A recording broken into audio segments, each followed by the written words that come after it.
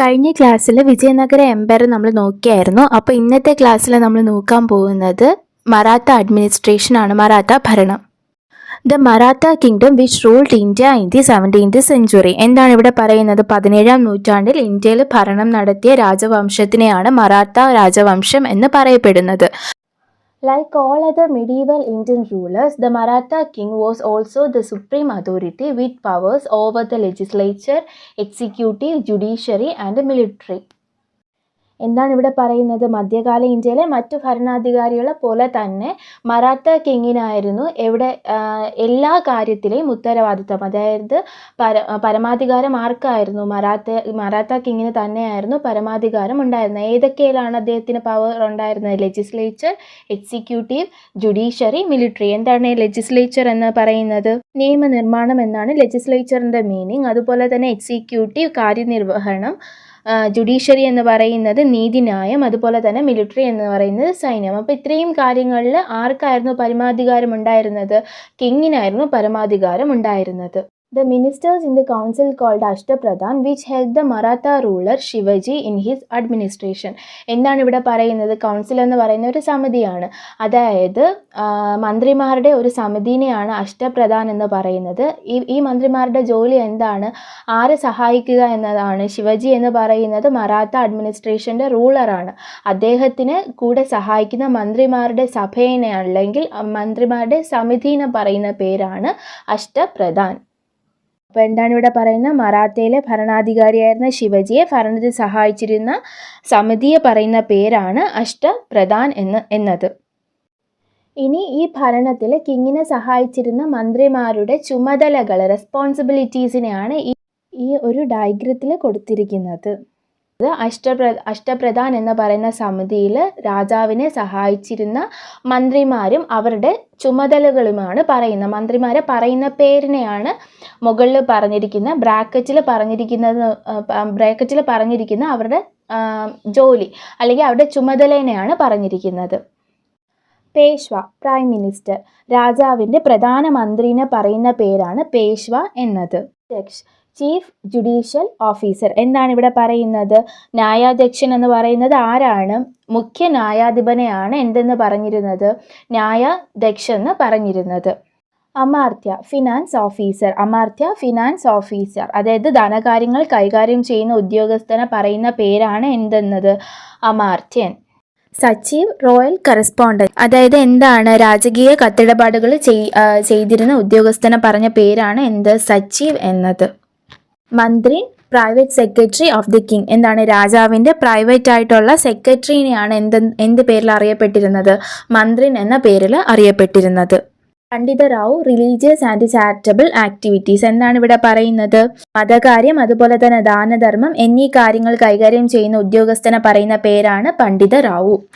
സുമത്, foreign affairs. വിദേശകാര്യങ്ങൾ കൈകാര്യം ചെയ്തിരുന്ന ഉദ്യോഗസ്ഥനെ പറയുന്ന പേരാണ് സുമന്ത്. സേനാപതി, മിലിറ്ററി. സൈനികപരമായിട്ടുള്ള കാര്യങ്ങൾ കൈകാര്യം ചെയ്തിരുന്ന ഉദ്യോഗസ്ഥനെ പറയുന്ന പേരാണ് സേനാപതി. The central administration had the support of an elaborate ministry. കേന്ദ്രീകൃത ഭരണമാണ് മറാത്ത ഭരണത്തിൽ ഉണ്ടായിരുന്നത്. അതുപോലെ തന്നെ അവിടെ രാജാവിനെ സപ്പോർട്ട് ചെയ്യാൻ മന്ത്രിസഭയുടെ പിന്തുണയും ഉണ്ടായിരുന്നു എന്നാണ് പറയുന്നത്. ശക്തമായ ഒരു മന്ത്രിസഭയുടെ പിന്തുണയുള്ള കേന്ദ്രീകൃത ഭരണമാണ് മറാത്ത ഭരണത്തിൽ ഉണ്ടായിരുന്നത്. അതാണ് ഈ സെന്റൻസിൽ പറയുന്നത്. The ministers were mere advisors of the king. എന്താണ് ഇവിടെ പറയുന്നത്? മന്ത്രിമാർ ആരുടെ ഉപദേശകരായിരുന്നു? കിങ്ങിൻ്റെ ഉപദേശകരായിരുന്നു മന്ത്രിമാർ എന്ന് പറയുന്നത്. Their office was not hereditary. അവരുടെ പദവികൾ എന്ന് പറയുന്നത് എന്തായിരുന്നില്ല? പാരമ്പര്യമായിരുന്നില്ല. അതായത് അച്ഛൻ കഴിഞ്ഞാൽ മകൻ എന്നുള്ള രീതിയിലായിരുന്നില്ല അവരുടെ പദവി എന്ന് പറയുന്നത്. Other features of the Maratha administration. Maratha ഭരണത്തിൻ്റെ അല്ലെങ്കിൽ മറാത്ത അഡ്മിനിസ്ട്രേഷൻ്റെ വേറെ സവിശേഷതകൾ എന്തൊക്കെയാണ് എന്നാണ് അടുത്ത് പറഞ്ഞിരിക്കുന്നത്. 2 പോയിന്റാണ് ഉള്ളത്. There was an espionage to observe various officers and state affairs. എന്താണ് ഇവിടെ പറയുന്നത്? ഓഫീസേഴ്സ് എന്ന് പറയുന്നത് ഉദ്യോഗസ്ഥരെയാണ്. സ്റ്റേറ്റ് അഫയേഴ്സ് എന്ന് പറയുന്നത് രാജ്യകാര്യങ്ങളെക്കുറിച്ചാണ് സ്റ്റേറ്റ് അഫയേഴ്സ് എന്ന് പറയുന്നത്. അതായത് ഇവിടെ പറയുന്നത് ഉദ്യോഗസ്ഥരെക്കുറിച്ചും രാജ്യകാര്യങ്ങളെക്കുറിച്ചും മനസ്സിലാക്കാൻ ശക്തമായ രഹസ്യാന്വേഷണ സംവിധാനം ഉപയോഗപ്പെടുത്തിയിരുന്നു. എസ്പിയോണേഗ് എന്ന് പറയുന്നത് എന്താണ്? രഹസ്യ അന്വേഷണം എന്നാണ് എസ്പിയോണേഗ് എന്ന വേർഡിൻ്റെ മീനിങ്. അപ്പോൾ ഇവിടെ പറയുന്നത് ഇത്രയേ ഉള്ളൂ.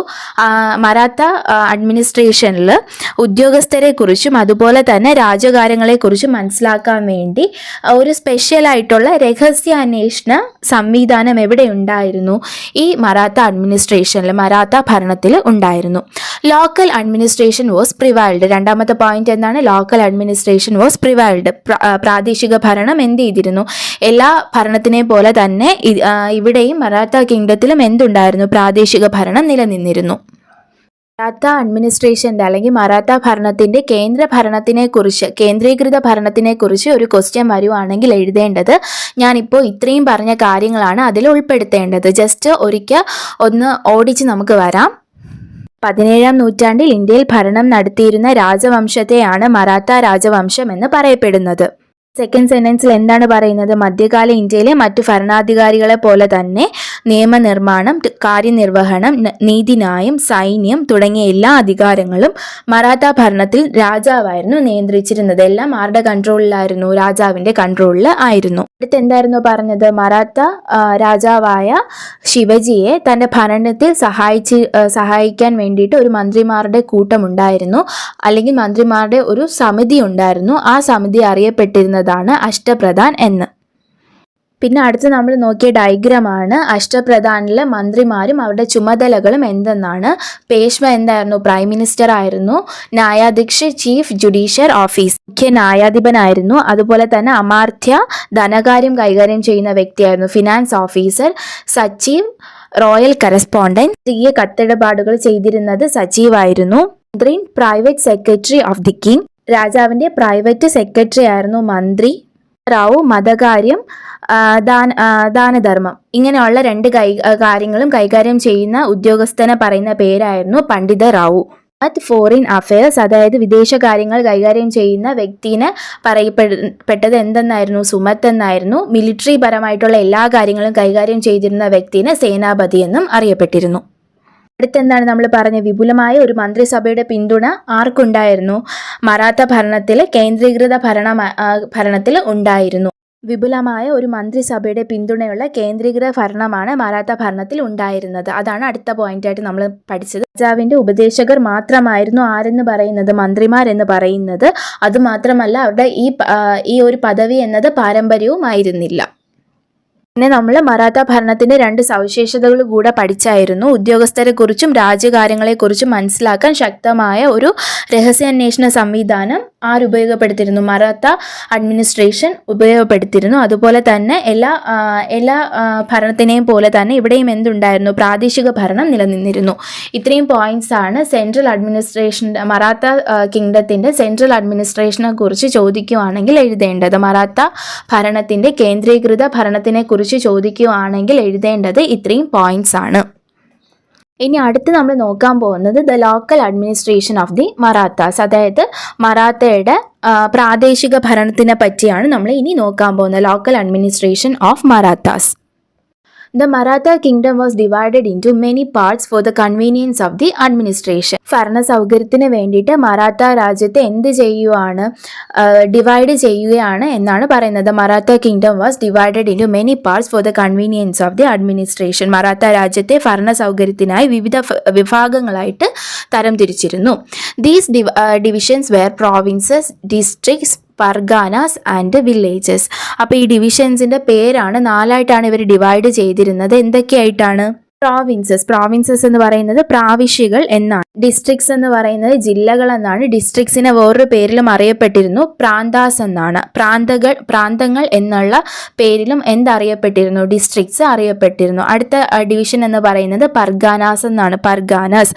അടുത്ത ഡിവിഷൻ എന്ന് പറയുന്നത് വില്ലേജ് ആണ്. വില്ലേജസ് എന്ന് പറയുന്നത് ഗ്രാമങ്ങൾ. അപ്പോൾ മറാത്ത കിങ്ഡം നല്ല രീതിയിൽ മുൻപോട്ട് പോകാൻ വേണ്ടി, അല്ലെങ്കിൽ ഭരണം നല്ല രീതിയിൽ നടത്താൻ വേണ്ടിയിട്ട് എന്ത് ചെയ്യുവാണ്? മറാത്ത കിങ്ഡത്തിനെ 4 പാർട്ടായിട്ട് ഡിവൈഡ് ചെയ്യുകയാണ്. പ്രോവിൻസസ്, ഡിസ്ട്രിക്ട്സ്, പർഗാനാസ്, വില്ലേജസ് എന്നിങ്ങനെ 4 ഭാഗങ്ങളായിട്ടാണ് എന്ത് തരം തിരിച്ചത്? 4 പാർട്ടുകളായിട്ടാണ് മറാത്ത കിങ്ഡം തരം തിരിച്ചിരുന്നത്. The officers were directly appointed by the king. അപ്പം ഈ ഓഫീസേഴ്സിന് അല്ലെങ്കിൽ ഉദ്യോഗസ്ഥരെ ആരായിരുന്നു നേരിട്ട് നിയമിച്ചിരുന്നത്? രാജാവായിരുന്നു നേരിട്ട് ഉദ്യോഗസ്ഥരെ നിയമിച്ചിരുന്നത്. The country was further divided into two, Swarajya and Mughlai. എന്താണ് അടുത്ത് പറയുന്നത്? ഇവരുടെ രാജ്യത്തിനെ വീണ്ടും രണ്ടായിട്ട് എന്ത് ചെയ്തിരിക്കുന്നു? തരം തിരിച്ചിരിക്കുന്നു. അവരെന്തെന്നാണ് രണ്ടായിട്ട് തരം തിരിച്ചത്? എന്തൊക്കെയായിട്ടാണ്? സ്വരാജ്യ എന്നും മൊഗാളെ എന്നും പറഞ്ഞാണ് ഇവരുടെ കൺട്രീനെ രണ്ടായിട്ട് തരം തിരിച്ചിരിക്കുന്നത്. The Swarajya was the territories of the Marathas, whereas മൊഗാളെ was the regions annexed to the kingdom. എന്താണ് ഇവിടെ പറയുന്നത്? മറാത്തക്കാർക്ക് സ്വന്തമായിട്ടുള്ള ഭൂപ്രദേശങ്ങളെയാണ് സ്വരാജ്യ എന്ന് അറിയപ്പെട്ടത്, സ്വരാജ്യ എന്ന് ഡിവൈഡ് ചെയ്തത്. അതുപോലെ തന്നെ മൊഗാളെ എന്ന് പറയുന്നത് മറ്റുള്ളവരിൽ നിന്ന് ആക്രമിച്ച് കീഴടക്കിയ ലാൻഡുകളെ അല്ലെങ്കിൽ മറ്റുള്ളവരിൽ നിന്ന് കീഴടക്കിയ റീജിയൻസിനെ പറയപ്പെടുന്ന പേരാണ് മൊഗാളെ. അപ്പം ഒന്നും കൂടെ പറയാം, ഇവരുടെ കൺട്രീനെ എന്ത് ചെയ്യുന്നുണ്ട്? വീണ്ടും രണ്ടായിട്ട് തരം തിരിക്കുന്നുണ്ട്, സ്വരാജ്യ എന്നും മൊഗാളെ എന്നും. ക്കാരുടേതായ ഭൂപ്രദേശങ്ങളാണ് എന്തെന്ന് പറയുന്നത്? സ്വരാജ്യ എന്ന് പറയുന്നത്. മറ്റുള്ളവരിൽ നിന്ന് ആക്രമിച്ച് കീഴടക്കിയ പ്രദേശങ്ങളെയാണ് മൊഗാളെ എന്ന് പറയുന്നത്. In addition to the land tax collected from the Maratha country Swarajya, two kinds of taxes, Chauth and Sardeshmukhi, were collected from the annexed region. എന്താണ് ഇവിടെ പറയുന്നത്? മറാത്ത രാജ്യത്തിൽ നിന്ന് ഇവർ എന്ത് പിരിക്കും? ഭൂനികുതി, ലാൻഡ് ടാക്സ് പിരിക്കും. അത് കൂടാഞ്ഞിട്ട് മൊഗാളയിൽ നിന്ന് ചൗത്ത്, സർദേശ്-മുഖി എന്ന് പറയുന്ന മൊഗാളെ എന്ന് പറയുന്നത് എന്താണ്? ഇവരെ കീഴടക്കിയ രാജ്യങ്ങളെയാണ് എന്തെന്ന് പറയുന്നത്? മൊഗാളെ എന്ന് പറയുന്നത്. അപ്പോൾ ഈ മൊഗാളയിൽ നിന്ന് ഇവരെന്ത് പിരിക്കും? രണ്ട് തരം ടാക്സ് ആണ് പിരിക്കുന്നത്. ആ ടാക്സുകളുടെ പേരാണ് അവിടെ പറഞ്ഞിരിക്കുന്നത്, ചൗത്ത് എന്നും സർദേശ്-മുഖി. അപ്പോൾ ചൗത്ത് എന്നും സർദേശ്-മുഖി എന്ന് പറയുന്ന രണ്ട് തരം നികുതികൾ ആരിൽ നിന്ന് ഇവർ പിരിച്ചെടുത്തു? ഇവര് കീഴടക്കിയ രാജ്യങ്ങളിൽ നിന്ന് പിരിച്ച് എടുത്തു. അപ്പോൾ നമ്മളിപ്പോൾ നോക്കിയത് ലോക്കൽ അഡ്മിനിസ്ട്രേഷൻ ഓഫ് മറാത്താസ്, എന്താണ്? പ്രാദേശിക ഭരണത്തിനെ പറ്റിയാണ് നമ്മളിപ്പോൾ നോക്കിയത്. അത്രയും പോയിന്റ്സ് നമുക്ക് ജസ്റ്റ് ഒന്ന് നോക്കാം. എന്താണ് ഫസ്റ്റ് പോയിന്റ് ആയിട്ട് പറഞ്ഞത്? മറാത്ത രാജ്യത്തിന് ഭരണ സൗകര്യത്തിന് വേണ്ടിയിട്ട് വിവിധ ഭാഗങ്ങളായിട്ട് തരം തിരിച്ചിരുന്നു. 4ആയിട്ടാണ് തരം തിരിച്ചിരുന്നത്. എന്തൊക്കെയായിട്ടാണ്? Provinces, districts, parganas, villages.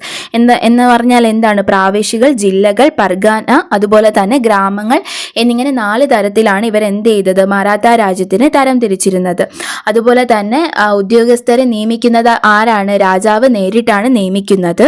അതുകൂടാതെ തന്നെ മറാത്ത രാജ്യത്തിന് വീണ്ടും രണ്ടായിട്ട് തരം തിരിച്ചിരുന്നു. സ്വരാജ്യ എന്നും മൊഗാളെ എന്നുമാണ് തരം തിരിച്ചിരുന്നത്. പിന്നെ പറയുന്നുണ്ട് എന്താണ് സ്വരാജ്യ എന്ന്. എന്താണ് സ്വരാജ്യ എന്ന് പറയുന്നത്? മറാത്തക്കാരുടേതായ ഭൂപ്രദേശങ്ങളെയാണ് സ്വരാജ്യം എന്ന് പറയുന്നത്. അതുപോലെ തന്നെ മൊഗാളെ എന്ന് പറയുന്നത് ഇവർ മറ്റുള്ളവരെ ആക്രമിച്ച് കീഴടക്കിയ പ്രദേശങ്ങളെയാണ് മൊഗാളെ എന്ന് പറയപ്പെടുന്നത്. സ്വരാജ്യയിൽ നിന്നും അതുപോലെ തന്നെ മൊഗാളയിൽ നിന്നും ഇവരെന്ത് കളക്ട് ചെയ്തിരുന്നു? ടാക്സ് കളക്ട് ചെയ്തിരുന്നു. മൊഗാളയിൽ നിന്ന് 2 തരം നികുതികളാണ് ഇവർ പിരിച്ചെടുത്തിരുന്നത്. അതിൻ്റെ പേരാണ് അവിടെ പറയുന്നത് ചൗത്ത് എന്നും സർദേശ്-മുഖി എന്നും. അപ്പോൾ ചൗത്ത് എന്നും സർദേശ്-മുഖി എന്ന് പറയുന്ന 2 തരം നികുതികളാണ് ഇവർ എവിടെ നിന്ന് പിരിച്ചെടുത്തത്? മൊഗാളയിൽ നിന്ന് പിരിച്ചെടുത്തുകൊണ്ട് ഇരുന്നത്.